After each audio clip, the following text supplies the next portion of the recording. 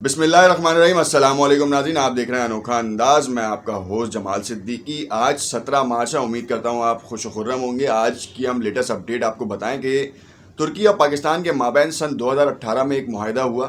جو تکمیل تک نہیں پہنچ پایا، اور اس وقت اس کی کچھ لیٹسٹ اپڈیٹس ہیں کہ آخر یہ کیا معاہدہ تھا، دفاعی لحاظ سے تھا، تجارتی لحاظ سے تھا۔ ان تمام چیزوں کے بارے میں ہم آپ کو بتائیں گے، اور اس معاہدے کو ختم کرنے کے لیے امریکہ نے اپنا کردار کیسے ادا کیا اور کتنی کوششیں اب تک کرتا آ رہا ہے، مگر ترکی اور پاکستان کی جو باؤنڈنگ ہے وہ کسی سے ڈھکی چھپی نہیں ہے، دن بدن جو ہے وہ بڑھتی جا رہی ہے، دن دوگنی رات چوگنی کے محاورے کی طرح، اور اس کی مانند جو ہے ترقی کرتی جا رہی ہے، اور ترکی کے ساتھ ریلیشنز بڑے اسٹیبلش ہیں۔ آپ نے یہ بھی دیکھا کہ حال ہی میں جو ہے وہ سن 2009 میں جو ایک منصوبہ شروع ہوا تھا جو 2011 میں بند کر دیا گیا، مگر اب دوبارہ وہ بحال ہو چکا ہے، اور اس کو روکنے کے لیے بھی خطے میں موجود شرپسند عناصر نے تباہ کن کام کی۔ خیر، ہم آپ کو تمام تر تفصیلات بتائیں گے اور دفاعی لحاظ سے بتائیں گے کہ آخر پاکستان نے ترکی کی طرف کیوں دیکھا، اور تو اور کیا خطے میں کوئی اور ملک نہیں تھا جس سے کوئی معاہدہ کیا جا سکے۔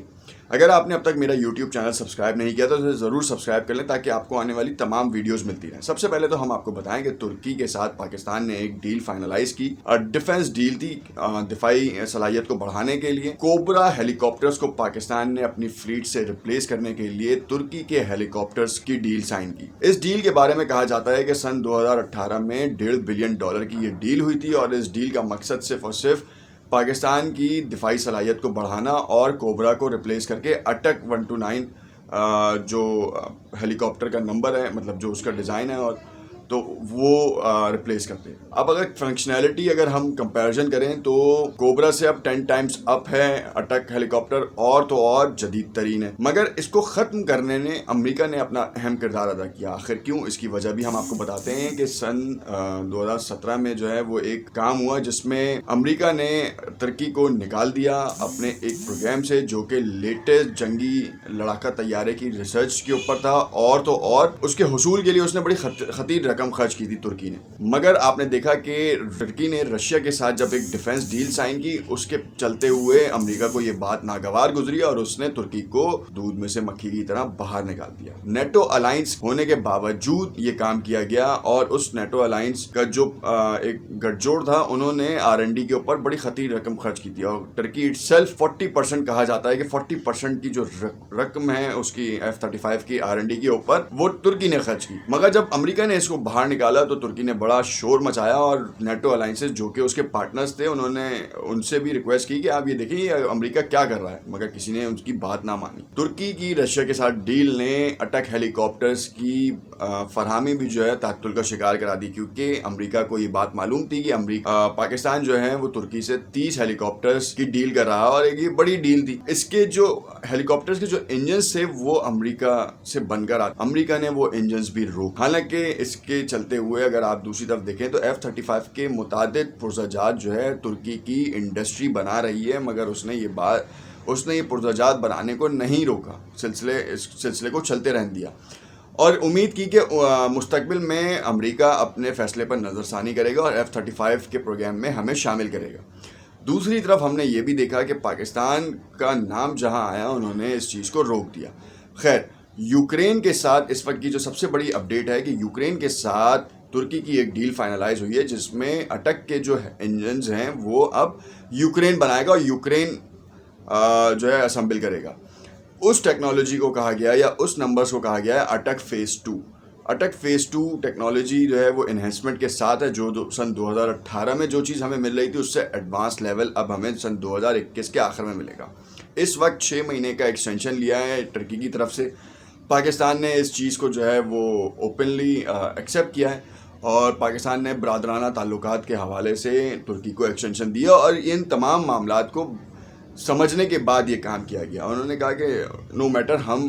اس ڈیل کو فائنل ہی کریں گے۔ حالانکہ چائنا کی طرف سے بھی ایک ہیلی کاپٹر کی ڈیل کی بازگشت مارکیٹ میں سنائی دی، مگر پاکستان کے جو پرچیز ڈپارٹمنٹ ہے، بیسکلی دفاعی لحاظ اور صلاحیت کو بڑھانے کے حوالے سے جو لوگ دیکھتے ہیں اسے، اور جو ادارے دیکھتے ہیں خاص طور پر، ان کی طرف سے یہ کہا گیا کہ ہمیں ٹرکش ہیلی کاپٹر ہی ہمارے لیے سوٹیبل ہے، جو کہ یہ بہت بڑی بات ہے، اور اس ڈیل کو مکمل کرنے میں یہ بڑا ایک اہم کردار ادا کرے گا۔ دیکھنا یہ ہے کہ اس وقت یہ ڈیل دسمبر کے آخر تک فائنل ہوتی ہے، یوکرین کے انجنز اسمبل ہو کے پاکستان پہنچتے ہیں اور 30 جدید ترین ہیلی کاپٹرز پاکستان کی فلیٹ میں شامل ہوتے ہیں یا نہیں. ہو سکتا ہے اس میں ایکسٹینشن بھی ہو، مگر ہم یہ دیکھ رہے ہیں کہ اس وقت ٹرکی کا ایک ڈرون جو ایمونیشن اکوپڈ ڈرون ہے، اس کے حوالے سے بھی مارکیٹ میں باز گشت ہے کہ ہو سکتا ہے کہ متعدد اسلامی ممالک جو ہیں ترکی سے اس کے خریدنے میں بھی اپنی آمادگی ظاہر کر رہے ہیں اور بہت جلد اس کے اوپر بھی ایک ڈیل فائنل ہو سکتی ہے. اس وقت خطے میں امریکہ نے جس طریقے سے پاکستان کو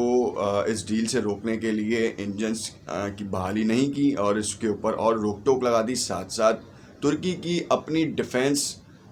کی جو صلاحیتیں ہیں اس کو روکنے کے لیے انہوں نے F-35 کی ڈیل میں سے اسے نکالا، مگر اس کے جو پرچیزڈ جہاز تھے جو کہ اس کو ڈیلیور ہونے تھے ان کے اوپر بھی ہولڈ لگا دیا. کہنا صرف یہ تھا کہ جو رشیا کے ساتھ میزائل ڈیفنس سسٹم انہوں نے سائن کیا ہے وہ ان F-35 کی سیکیورٹی کے لیے خطرہ لاحق ہو سکتا ہے. اتنی زیادہ سیکیورٹی امریکہ کی طرف سے رکھی جا رہی ہے کہ F-35 کے پروگرام میں کوئی بھی ایشو نہ ہو. حالانکہ اگر ترکی پرزہ بنانا بند کر دے تو پھر F-35 کے مکمل ہونے میں شدید ترین وقت لگے گا، کیونکہ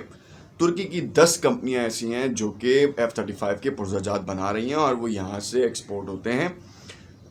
امریکہ فار اسمبلنگ. اور جو نیٹو الائنسز ہیں ان کی طرف سے اب یہ بات اٹھنا شروع ہوئی ہے کہ ترکی کو دوبارہ ڈیل میں شامل کیا جائے. اور US جس طرح کا بہتان لگا رہا ہے، کیونکہ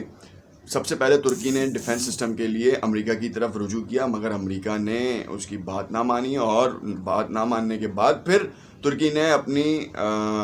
احاطے میں دیکھا کہ کون جو ہے سب سے جدید ترین میزائل ڈیفنس سسٹم دے رہا ہے، کیونکہ ترکی کے بارڈرز کے اوپر کرد ملیشیا کے لوگ جو ہیں وہ ان کے ساتھ جنگ میں مصروف رہتے ہیں، جس کی وجہ سے ان کو میزائل ڈیفنس سسٹم کی ریکوائرمنٹ تھی، ساتھ ساتھ اسرائیل کی طرف سے خطرہ تھا. اس وجہ سے بھی ان کو اپنی ڈیفنس کیپیبلٹیز کو انہینس کرنا تھا، جس کے بعد ہم نے دیکھا کہ انہوں نے تواتر کے ساتھ یہ اقدامات کیے. اور یہ صرف اور صرف اپنے ملک کی بہتری کے لیے تھے، نہ کہ کسی کے اوپر یلغار مچانے کے لیے. اگر ترکی کی فوج چاہے آج بھی تو اسرائیل کے اوپر اٹیک کر سکتی ہے، کردوں کو جو ہے وہ ڈائریکٹلی بمبارڈمنٹ کے تھرو ختم کر سکتی ہے. مگر سینیریو یہ ہے کہ اس وقت بہت ہی چابک دستی سے معاملے کو سمجھ کر کام کیا جا رہا ہے. اس وقت پاکستان کی طرف سے اس ڈیل کو لے کے بہت تحمل مزاجی سے کام کیا جا رہا ہے، حالانکہ پاکستان کے اندرونی سیاسی مسائل کی وجہ سے جو ہے کافی زیادہ انتشار نظر آتا ہے، کیونکہ PDM جو اپوزیشن کی جماعتیں ان کا ایک مشترکہ اتحاد جو ہے حالیہ حکومت کے خلاف ایک بہت بڑی بغاوت کی طرح پہ سامنے آ رہا ہے. اور متعدد سوشل میڈیا نیٹ ورکس کے اوپر جو ہے غداری کے القاب سے بھی نوازا جا رہا ہے، جو کہ بہت ہی غلط تاثر دیا جاتا ہے. حالانکہ ملکی سیاست ہے،